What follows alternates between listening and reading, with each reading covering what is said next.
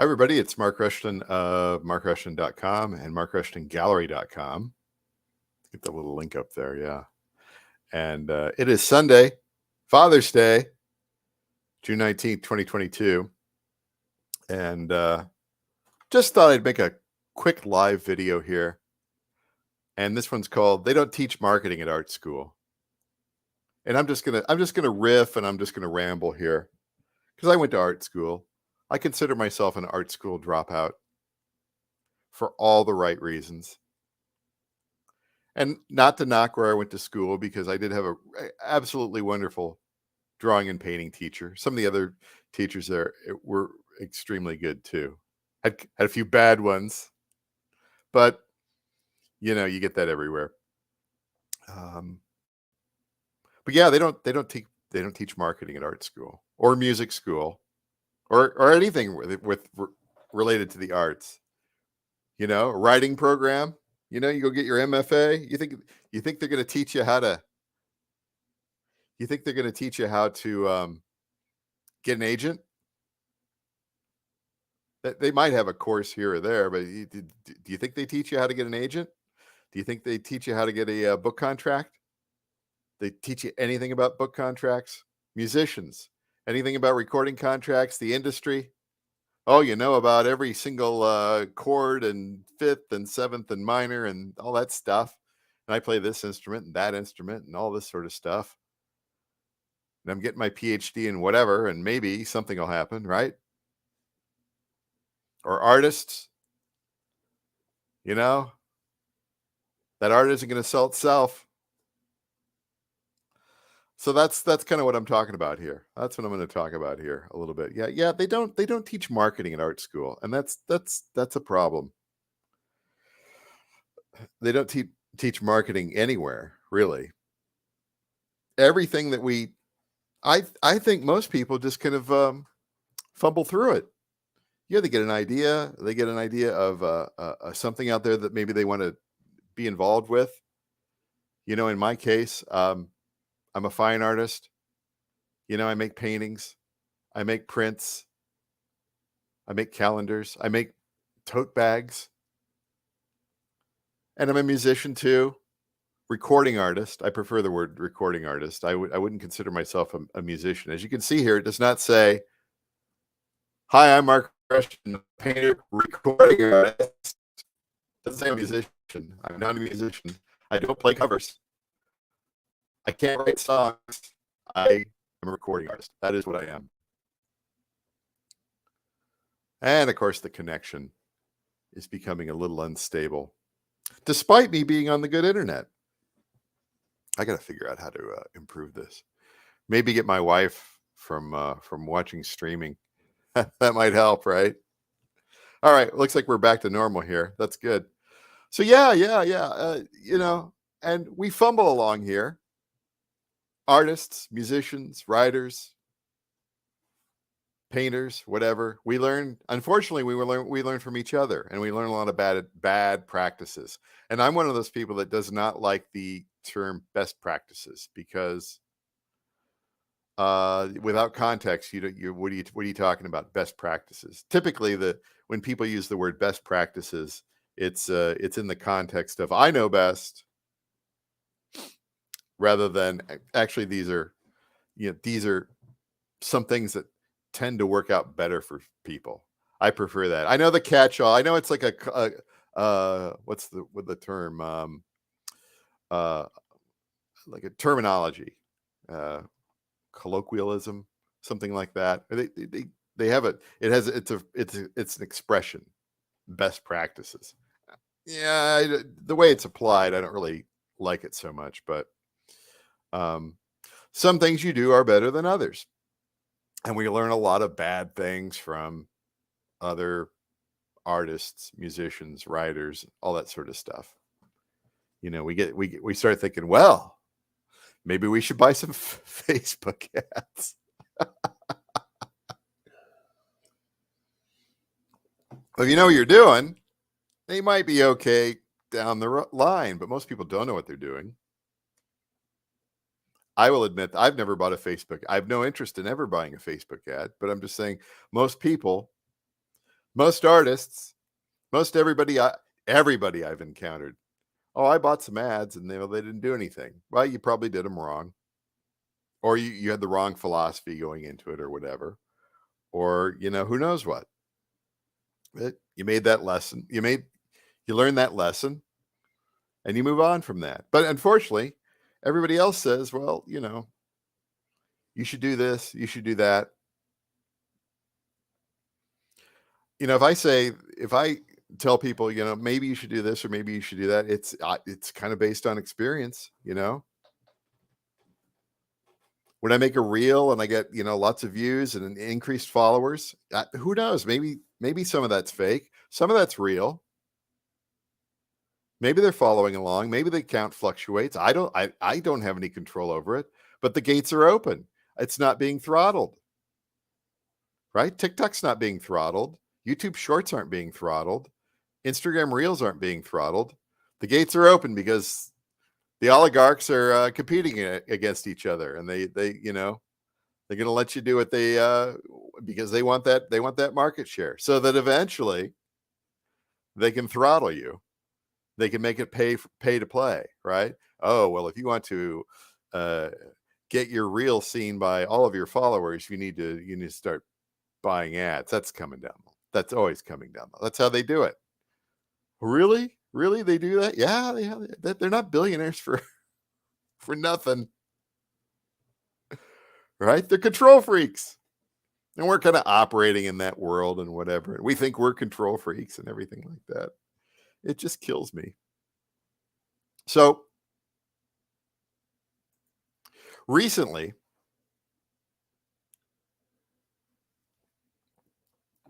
I got into a new business with my music. And, I've been a recording artist for 20 years. I've been a member of ASCAP for 20 years.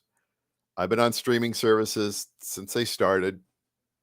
I've built up a nice listenership. I would not call them fans. I do have some fans. It's a listenership.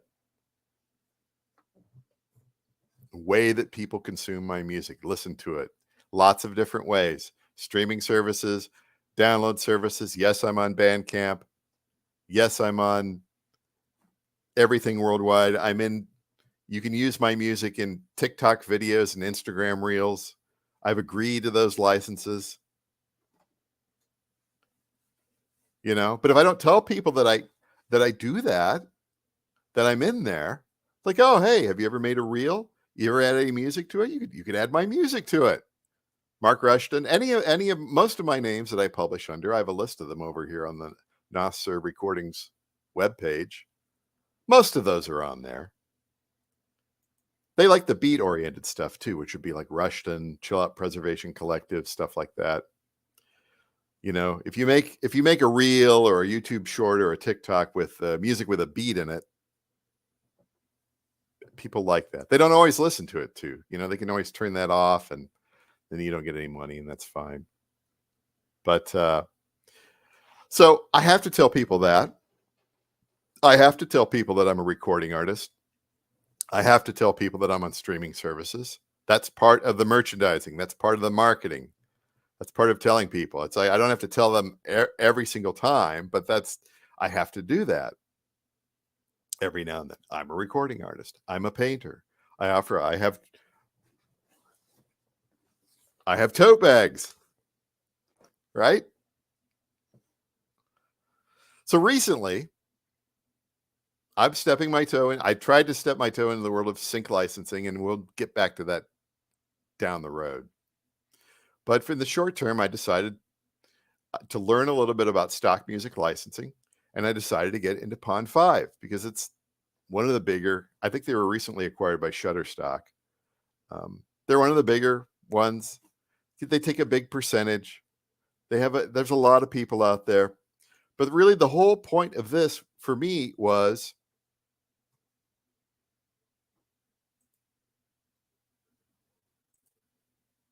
why don't they teach marketing? Yeah, it's good. They don't know anything about it. That's the thing. They don't know anything about marketing, right? If you're in academia, you probably don't know much about marketing. I'm just theorizing here. But yeah, over the years, many people have contacted me from around the world, and they say, "Hey, I really like this song. I'd like to use this in, personal video production or a video or a podcast that I'm doing, and can I get approval on that so I don't get copyright strike and all that sort of stuff, sued." And so I learned about stock music licensing. I looked around. I did some uh, uh, I paid somebody to consult on this matter, and ultimately I thought, well, Pond 5 looks pretty good and pretty easy to use, and it does take a little bit of time. And it's at the beginning. I only have a few songs out there, a few tracks, and I'm just going to dribble in there over a period of time, see if anything sells. That's fine. And but the thing about it is I'm entering a new market segment here. So I have to tell people, oh, my music is now available for licensing. And I have to tell people, hey, if you like my music and you want to use it in something, get a hold of me and I'll try to get it into Pond 5. And then you can go and buy a license for it at a very reasonable cost. And then you can use it in your thing. And you don't have to worry about content ID and copyright strikes and getting sued and all that sort of stuff. That's what they do. Hold on here. Notifications. I hate the notifications, right? So, it just seems obvious to me. You get into a new business, a new segment of where you are. In this case, as a recording artist, I've never done licensing before. I've had many people ask me over the years, and most of the time I just say, go ahead, just send me a copy of whatever you make when you're done with it. I'm curious to see it. I'd like to see it. Listen, my music has been in like little documentaries and things like that. I've actually been in a movie theater and watched a movie that had my music in it. It was a short film. It was a documentary. It was a locally produced thing. And it was a thrill. It was an absolute thrill. It was so much fun. It's like, I know that. I made that, right? It's in there. And so graduating to that next step, we actually get a little bit of money for the use. Now, Pond 5 takes a significant percentage of this, but at least it's out there. At least it's available. At least I've stepped up to that level there. But if I don't tell people via my email list, these videos, my website, my podcast, I've been making a podcast for nearly 18 years of my music. It's only been of my music, I do believe. And what do I say about that? It's a way to merchandise the music. It's a way to show it off. You play part of it or most of it or all of it. And then I come on and I tell a little bit of story about the music. I talk a little bit about me, because not everybody who listens to the podcast they're not always repeat business. You get people filtering in and out. And I tell them this music is available for licensing at Pond 5. Link is in the description, or at least the last 4 here that I've done. Actually, I put links in the more recent ones, but the latest one here, which would be Abandoned Railroad Crossing by Vibrating Wires. That was specific. That was like, hey, this music is available for licensing. Link is in the description. And you can check out other music by me, right? Doesn't that make sense? That makes sense to do. I don't expect everybody out there to be sitting around waiting to buy stock music. But you have to tell people. You have to tell people that your music is available for licensing. You have to tell them. Why wouldn't you? Why wouldn't you? Well, you see, these companies are big and they take a large percentage and they should be working on your behalf. What about me? Huh? Why wouldn't I? Why wouldn't I talk about this? Why wouldn't I mention this in like every email that I send? Oh, also my music is available for licensing. So if you're a music supervisor or you're working on a small project, and my music's very affordable right now, get in on the ground floor, all that sort of stuff. Because you never know who's going to read that. You never know who's going to see it. You never know who's going to come across that podcast. And then it's suddenly like, like maybe somebody I know, and they're, maybe their kids in film school, or their brother-in-law works for an advertising agency somewhere, even a small local thing, or somebody is a YouTube content creator and just stumbled upon. And it's like, well, I could use something like that, or let's see what else he's got. I kind of like his stuff. You never know where that's going to lead, and you have to say that sort of stuff. And so when I encounter people, listen, let me talk about the different kinds of people that I've experienced over the decades, and this is like decades of bad advice, right? Like the artists, it's taken me forever to find people who somewhat get it. Taken me forever. And now I'm with a group of people that they get it. They understand it. They drill it. They've seared it into my brain. Why? Why should you do this? And does it? Yeah, it works. It works. It will work over time. It wasn't working before. So, yeah, the fine artists, a lot of them would be worried about things like copyright, and what if somebody stole my image and started putting it on mugs and selling it as their own artwork. And it's like, well, that's not going to happen. It's just, are you sure? I want a gigantic watermark. Fine, get your watermark or whatever. You're paranoid, right? It's like with recently the consultation I had with the CPA, and he said, you know what? You shouldn't be a sole proprietor for your music and art business.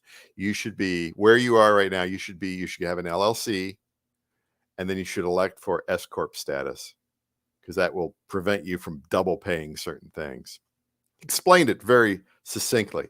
I don't know anything about that. All I know about LLCs is what I've heard from other artists over the years. Like, well, you need that. You need to go through a lawyer, and you need that so you don't get sued, because somebody's going to sue you. Like, who's going to sue me, right? And then the CPA was just go to the Secretary of State's website. It's like $50. Once you get that, let me know, and we'll apply and get the IRS and get an EIN, and I'll file this, and you'll be good. And then we'll get all the other stuff that you need to do, right? But every you say LLC or you say incorporation, and the artists always say, well, we don't want to get sued. Who's suing you? Why would you be sued? Is it, well, you never know. Somebody just might come out of the blue and sue you. I haven't stolen anybody's work. Well, you need that protection. No, I need to not double pay certain taxes. That's what that's the order of the day here. So anyway, it's stuff like that, right? So you get a lot of bad advice. I got a lot of bad advice. You would hear it, and I would kind of like, well, I don't really know anything about that, but sole proprietor, I'm fine, not a big deal. We'll see if anybody sues me, right? No one sued me. Right? Good luck trying to win. As far as the music side is concerned, my God, and this has been going on for well over a decade. People I've encountered over the years, I would call them musicians. Some of them are recording artists, and just they don't. I don't know what they want. I think they want some company to come out of the sky and bless them, fall at their feet, and fund their lifestyle. And that's fine. I like buying lottery tickets every now and then too. Doesn't mean magic's gonna strike in the bottle, right? So yeah, that's I've heard a lot of this over the years, and I'm just like, I don't think you're right. I don't think you're right. Or they're like, I don't want to be on streaming services. I only want to be on the island of Bandcamp. It's like, it's fine. I won't stand in your way, but you're kind of limiting your audience there. Or if they get into streaming services, they're like, I'm only going to be on Spotify, but they pay lousy. It's like, well, that's where most of the people are. Don't you want to be able to be everywhere in the world? Well, you're not making enough from you know, streams in Indonesia and China and India and Russia. I keep thinking of Russia. Well, that old Minutemen song, Paranoid Chant. It's very applicable here. It's just like they're like the Middle East, like, well, they don't pay very much. Yeah, they have a different standard of living there. They can't afford to charge the equivalent of $10 a month for a streaming service. It's much different there. Haven't you watched? Maybe you haven't gone anywhere in the world, but have you watched any Food Ranger videos? Because he explains quite well how much the local food costs in comparison to like Canada or the United States or whatever. It's pretty cheap. And so everything else there is just equally, it's just different. It's just different. And so, yeah, they don't want to be on streaming services. When I sit there and I say, maybe you should license your music to be in certain apps and stuff like that. Oh, well, that's just too much work. All I did was read an agreement and checked off the box, and then the money rolled in. A little bit of money. Sometimes it's pennies, sometimes it's dollars. It's, there's no heavy lifting involved. I just happen to have a catalog, and I agreed to allow it to be licensed for things like Apple Fitness Plus and Peloton and TikTok and Instagram Reels and all that sort of stuff. That's the future. You've got in-app usage, licensed libraries, subscriptions within particular apps. That's all happening right now. You should be in on the ground floor on that sort of stuff. No. I'm not going to do that. I don't understand it. Why can't I just play live? Why can't I just sit around all day and make new stuff up because I'm brilliant? That's great. You do that. Or they're, they're endlessly complaining about the streaming services. They're endlessly complaining about stock music services. And it's like, I don't know. I said this in the last one. I don't watch the news, but I know that there's a recession going on. And I know that budgets are being cut here and there, all across everywhere. So maybe the budget for music is not what it was. No. It can't be true. By the way, we've got all these musicians out here, lots of them, and they're all gravitating towards things like stock music and sync music. And if you think you're the only one that's applying to get on that Netflix show, then you've been smoking your one hitter way too much all day long. If you think, oh well, you know what, I watched all these Netflix show and my music is perfect for this and this and this, and I just need to go and spam the music supervisor. I've seen that advice on YouTube from people I don't watch anymore. I was just like, my God, that's not how you do things, people. Maybe that's how you do things, but I just don't think that's a very good long-term strategy. And giving that advice to people. So my advice is to, build slowly. It's to go out here and just let your core audience know. Oh yeah, I'm a recording artist. Yeah, I'm on the streaming services. Yeah, you can license my music. It's cool. It's the same thing with the gallery and the art store out here. Yeah, I make paintings. I make prints. I make merchandise. You know what I also do? I also do commissions, right? If somebody down the line was just like, you know what, I want something like that over my couch, but I want these colors or whatever, and let's just could you just make some examples, right? Here's my budget, right? If you don't have this out here, if you don't say this occasionally, if you don't let people know, then what's going to happen? Nothing's going to happen. And you're just going to sit there and stew and just be upset and blame the man or whoever. You're going to blame Daniel Eck, right? Or I don't know, the government or some billionaire, paper billionaire. I have no idea. So that's fine. Just go ahead and do that. Just do that. Or even better yet, please quit. Please quit. Don't try. See old Charles Bukowski. Don't try. You ever read that one? Charles Bukowski. Don't try. Read that. That's don't try. Excellent advice.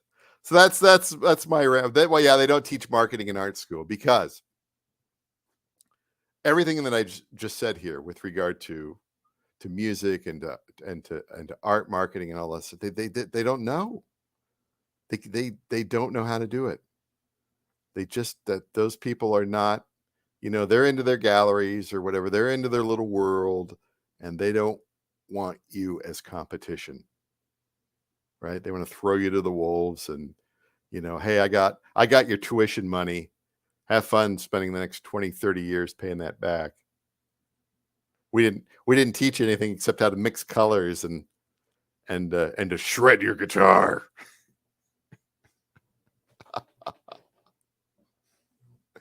Right? But we got your money. We got the taxpayers' money.